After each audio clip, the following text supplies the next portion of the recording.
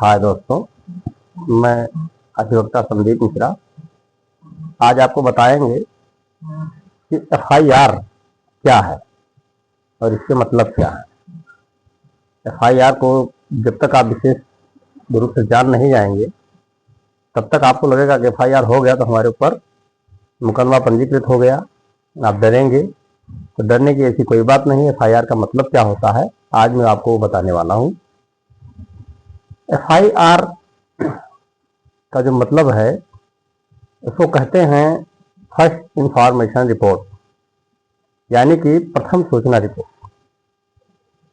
जिसे इसका मतलब ये हुआ कि हम सूचना देते हैं पुलिस को या पुलिस थाने में जा करके कि हमारे साथ कोई घटना घटा है या ऐसा है तो उसका जांच किया जाए या उस पर कोई कार्रवाई किया जाए जांच के उपरांत। तो प्रथम सूचना रिपोर्ट है पुलिस द्वारा किसी भी संज्ञेय अपराध, भारतीय अपराध जिसमें बिना वारंट गिरफ्तारी हो सके, की सूचना मिलने पर दर्ज किया जाने वाला लिखित दस्तावेज। यह आपराधिक जांच का पहला चरण है। यदि आपके प्रति कोई कंप्लेन करता है तो उसका पहला चरण है जांच करने वाला। पहला चरण है जो शिकायतकर्ता की जानकारी पर आधारित होता है।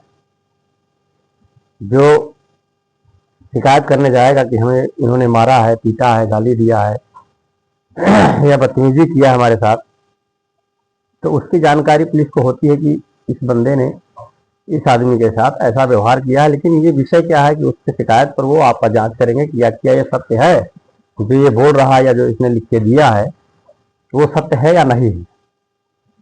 तो सीआरपीसी की धारा 154 अब भारतीय नागरिक सुरक्षा संहिता के तहत दर्ज किया जाता है। तो ये धारा 154 है जो भारतीय नागरिक सुरक्षा संहिता के दृष्टिगत अब इसको दर्ज किया जाता है। तो एफआईआर के बारे में कुछ मुख्य तथ्य, जैसे कि पहला है उद्देश्य। उद्देश्य पुलिस को आपराधिक जांच शुरू करने के लिए सूचित करना। उद्देश्य क्या होता है कि पुलिस को आपराधिक जांच शुरू करने के लिए सूचित करना कि हमारे साथ क्या हुआ है, उसका सूचना दिया जाता है कि उसको जांच शुरू किया जाए।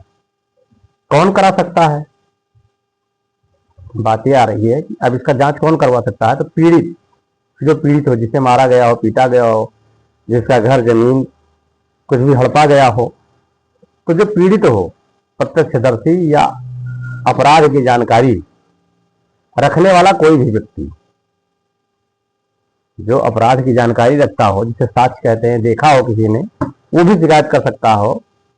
यदि मान लीजिए कि मैंने किसी के साथ मारपीट किया और लोगों ने देखा कि हाँ इस बंदे ने फले को मारा है, लेकिन वो मेरे डर से कोर्ट नहीं जा रहा है, पुलिस के पास नहीं जा रहा है, तो जो देखा है इस चीज को वो जाकर के वहां शिकायत कर सकता है कि फला ने फला को मारा है, ये कर सकता है।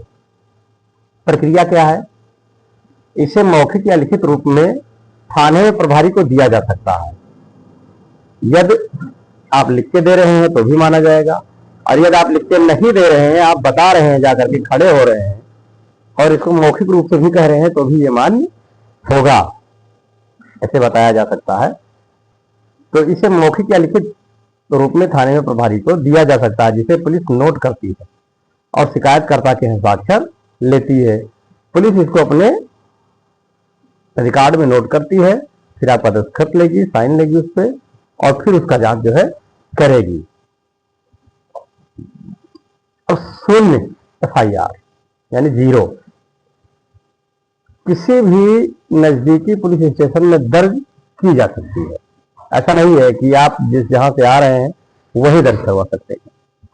जैसे कि मान लीजिए मैं बलरामपुर से हूं और मैं बिटिया ठोक गया, वहां किसी से विवाद हो गया, वो गोंडा में पड़ता है, तो मुझे वही एफआईआर लिखवा सकते हैं हम। ऐसा नहीं कि मैं बलरामपुर आके ही लिखाऊंगा। तो किसी भी नजदीकी पुलिस स्टेशन में इसे दर्ज किया जा सकता है, भले ही अपराध वहां ना हुआ हो। मान लीजिए कि रास्ते में हमारे साथ कोई घटना घटा, किसी ने हमारे साथ मारपीट किया, छीना झपटी किया, तो ये हम आगे आने वाले थाने पर या आने वाले चौकी पर इसका हम एफआईआर दर्ज करा सकते हैं, भले ही घटना उससे वहां ना हुआ हो। अब इसका महत्व क्या है, यह मामला किसी पहली आधिकारिक जानकारी होती है।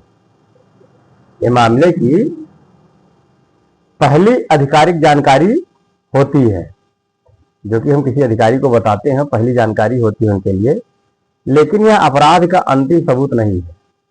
मतलब ये कि आपके कहने से इसे नहीं मान लिया जाएगा कि ये अपराध का अंतिम सबूत है या अपराध अगले ने किया ही है।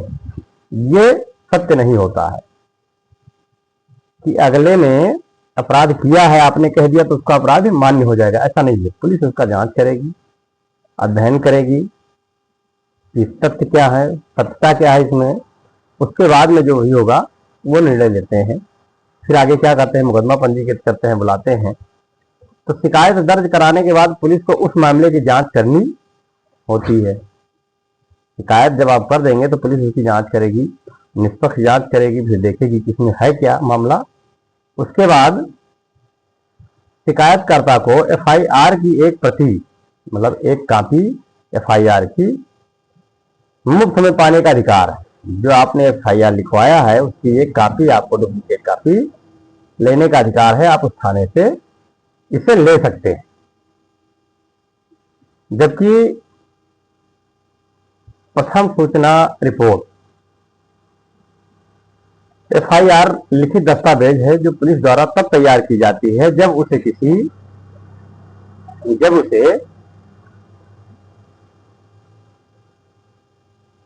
जो है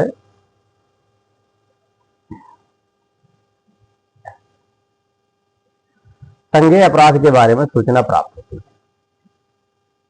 मतलब उसके संज्ञान में आता है, अपराध की सूचना प्राप्त होती है, तब वो लिखित तैयार करती है। यह एक सूचना रिपोर्ट है जो समय पर पहले पुलिस तक पहुंचती है, इसीलिए इसे प्रथम सूचना रिपोर्ट कहा जाता है। यह आमतौर पर एक संज्ञेय अपराध के शिकार व्यक्ति द्वारा या उसकी ओर से किसी व्यक्ति द्वारा पुलिस में दर्ज कराई गई शिकायत होती है। कोई भी व्यक्ति संज्ञेय अपराध की सूचना मौखिक या लिखित रूप में दे सकता है। एफआईआर शब्द भारतीय दंड संहिता आईपीसी आपराधिक प्रक्रिया संहिता सीआरपीसी 1973 या किसी अन्य कानून में परिभाषित नहीं है। हालांकि पुलिस नियमों का कानून में सीआरपीसी की धारा 154 के तहत दर्ज की गई जानकारी को प्रथम सूचना रिपोर्ट एफआईआर के रूप में जाना जाता है। अब एफआईआर के 3 महत्वपूर्ण तत्व भी हैं। क्या है? जानकारी एक संज्ञेय अपराध से संबंधित होनी चाहिए। यह सूचना लिखित या मौलिक रूप में थाने में प्रमुख को दी जानी चाहिए। इसे मुखबिर द्वारा लिखा और हस्ताक्षरित किया जाना चाहिए और इसके प्रमुख बिंदुओं को दैनिक डायरी में दर्ज किया जाना चाहिए। एफआईआर दर्ज होने के बाद की स्थिति पुलिस क्या करती है? पुलिस मामले की जांच करेगी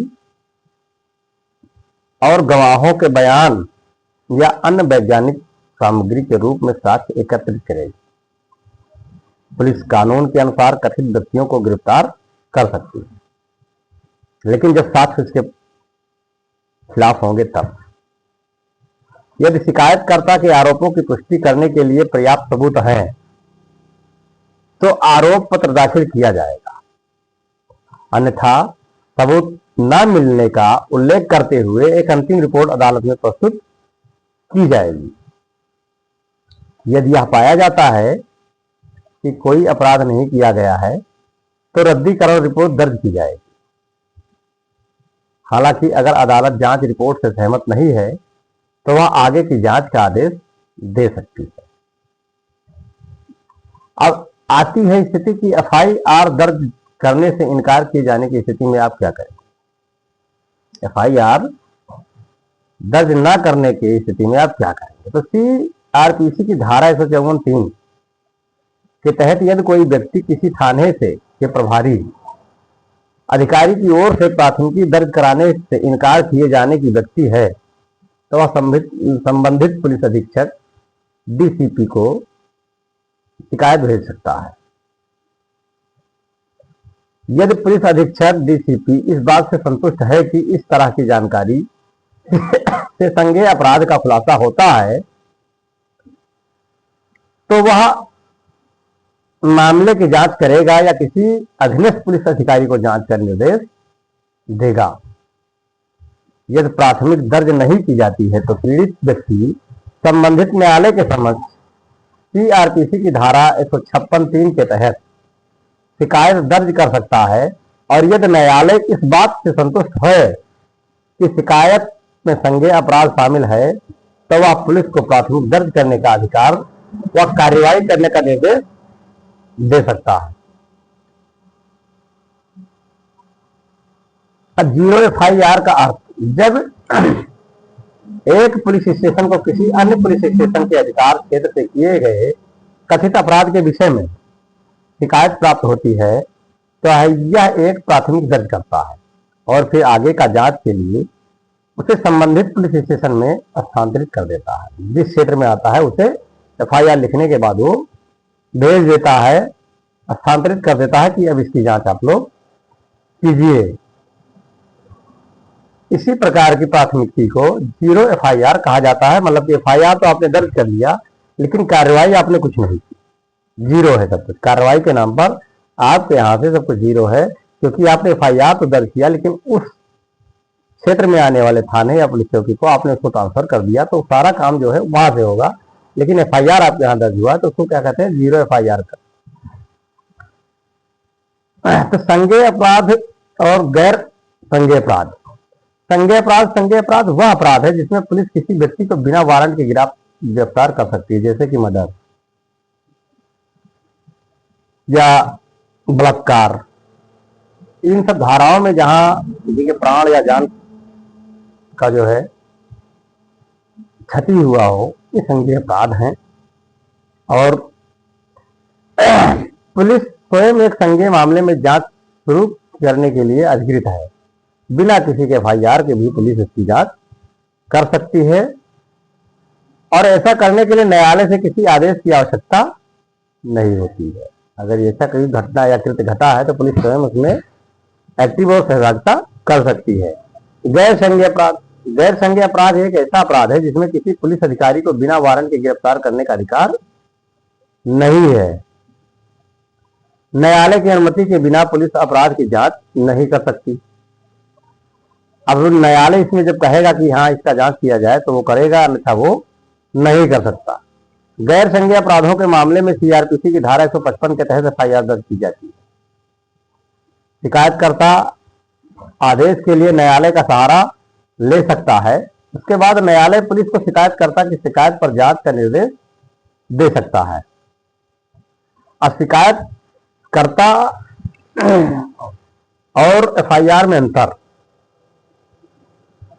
सीआरपीसी एक शिकायत कंप्लेंट को मौखिक रूप से या लिखित रूप से मजिस्ट्रेट के समक्ष प्रस्तुत करती है, आरोप के रूप में परिभाषित करता है। इस संहिता के तहत कार्रवाई करने की दृष्टि से कि किसी व्यक्ति चाहे वह ज्ञात हो या अज्ञात हो, अपराध किया है लेकिन इसमें पुलिस रिपोर्ट शामिल नहीं होती है। हालांकि FIR वह दस्तावेज है जिसे पुलिस ने शिकायत के तथ्यों की पुष्टि के बाद तैयार किया है। प्राथमिकी में अपराध और कथित अपराधी का विवरण हो सकता है। यदि शिकायत के आधार पर ऐसा प्रतीत होता है कि संज्ञेय अपराध किया गया है तो सीआरपीसी की धारा 154 के तहत FIR दर्ज की जाएगी और पुलिस जांच शुरू करेगी। यदि कोई अपराध नहीं पाया जाता है तो पुलिस द्वारा जांच को बंद कर दिया जाता है। आज के लिए इतना ही। जानकारी कैसी लगी कमेंट में जरूर बताएं। जय हिंद, जय भारत।